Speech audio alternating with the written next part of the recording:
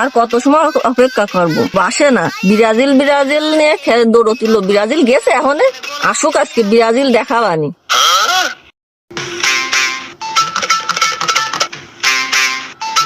কি করতেছো? আসতে একটু দেরি হয়ে গেল। ভালো আছি মানে সেই ভালো আছি। কি ব্যাপার, আজ তোমার এত খুশি খুশি লাগতেছে? খালি ব্রাজিল ব্রাজিল, আর ব্রাজিল গেছে তো ফুটে।